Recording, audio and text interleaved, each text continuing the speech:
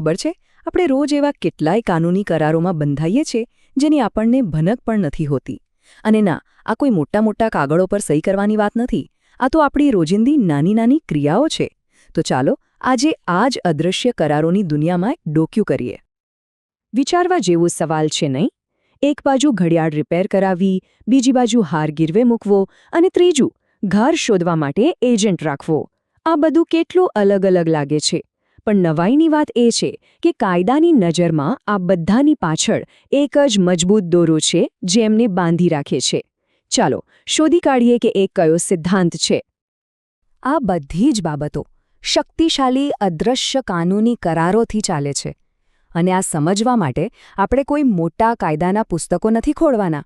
આપણે બસ અન્ના નામના એક પાત્રના એક દિવસને ફોલો કરીશું. એના દિવસની સાથે આપણે આ બધું કેટલી સરળતાથી કામ કરે છે તે સમજીશું. તો ચાલો વાર્તા શરૂ કરીએ સવારથી. અન્ના છે અને એ એની દાદીમાની જૂની યાદગાર ઘડિયાળ રિપેર કરાવવા માટે એક જ્વેલર પાસે પહોંચે છે. અને જેવી એ ઘડિયાળ કાઉન્ટર પર મૂકે છે ને, બસ એ જ ક્ષણે એને ખબર પણ નથી હોતી અને એક કાનૂની સંબંધ બંધાઈ જાય છે. કાયદાની ભાષામાં આને કહેવાય છે ઉપનિધાન અથવા બેલમેન્ટ. હવે આ શબ્દ ભલે અઘરો લાગે, પણ વાત એકદમ સિમ્પલ છે. વિચારો, જ્યારે પણ આપણે કોઈ વસ્તુ કોઈ ચોક્કસ કામ માટે કોઈને સોંપીએ છીએ ત્યારે આ સંબંધ બને છે. દાખલા તરીકે ગાડી સર્વિસમાં આપવી કે પછી કપડાં ડ્રાય ક્લિનિંગ માટે આપવા. અહીં અન્નાના કેસમાં પણ હેતુ બિલકુલ સ્પષ્ટ છે: ઘડિયાળનું રિપેરિંગ. હવે આમાં બે મુખ્ય પાત્ર હોય છે. એક તો અન્ના, જેણે સામાન આપ્યો, એને કહેવાય ઉપનિધાનકર્તા એટલે કે માલિક. અને બીજો છે જ્વેલર, જેણે સામાન લીધો, એને કહેવાય ઉપનિહિત એટલે કે રખેવાળ. અને અહીં સૌથી અગત્યની વાત શું છે ખબર છે?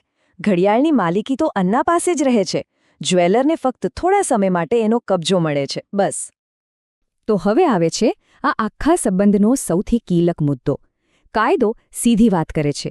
જ્વેલરે એ ઘડિયાળની વાજબી કાળજી લેવી જ પડે. એનો મતલબ શું? મતલબ કે એણે ઘડિયાળનું ધ્યાન બરાબર એવી જ રીતે રાખવું પડે જેવી રીતે કોઈ પણ સમજદાર વ્યક્તિ પોતાની કિંમતી વસ્તુનું રાખે.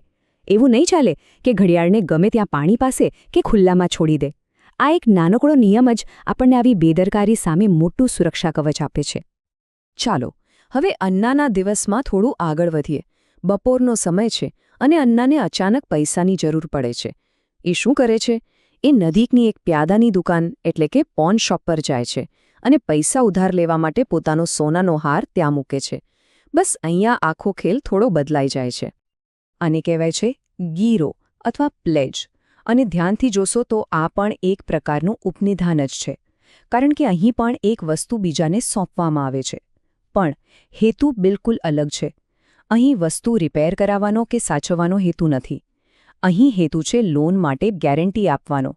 અન્નાનો હાર એ એક પ્રકારની સિક્યોરિટી છે, એક ખાતરી છે કે એ ઉધાર લીધેલા પૈસા પાછા ચૂકવી દેશે. આ તફાવત બધું જ એકદમ ક્લિયર કરી દેશે. જુઓ, ઉપનિધાનનો હેતુ શું હોય? સાચવણી, સમારકામ કે ઉપયોગ.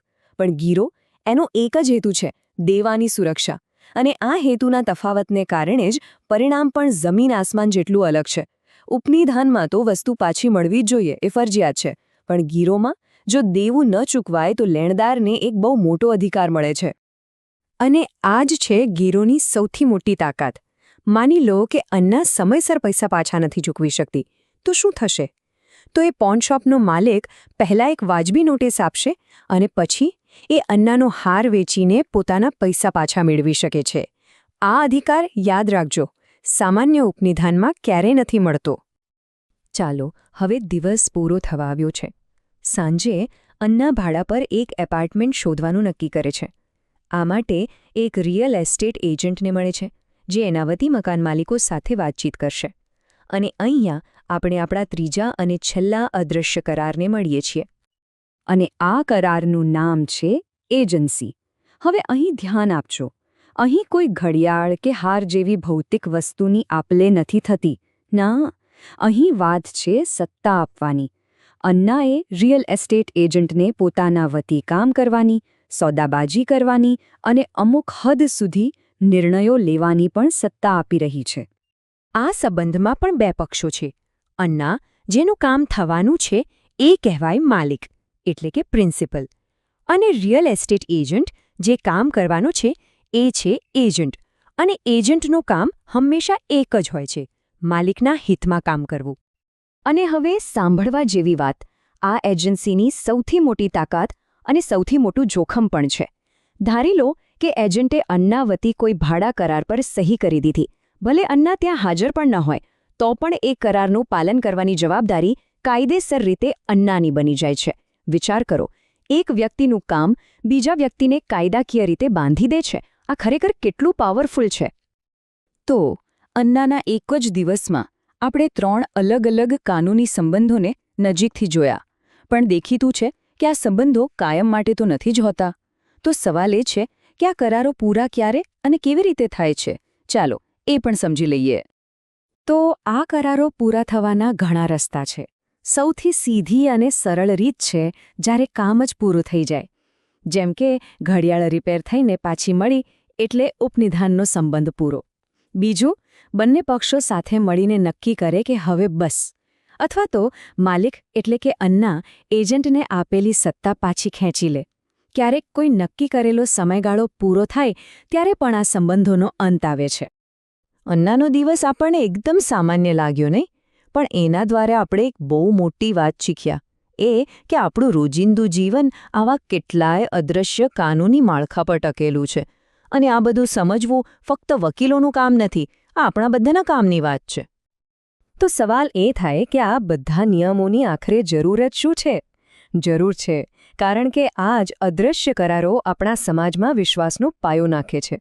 એ સ્પષ્ટ કરે છે કે કોની શું જવાબદારી છે. અને સૌથી મોટી વાત, એ એક ભરોસો આપે છે કે જો કશું આડું-અવળું થયું તો એક વ્યવસ્થા છે. જો આ કરારો ન હોય તો આપણા રોજબરોજના નાના મોટા વ્યવહારો કદાચ ઠપ્પ જ થઈ જાય. તો હવે પછી જ્યારે પણ કોઈ પાર્કિંગમાં ગાડી આપે, મિત્રને કોઈ પુસ્તક ઉધાર આપે કે પછી કોઈના વતી ટિકિટ બુક થાય, ત્યારે એક ક્ષણ માટે વિચારજો.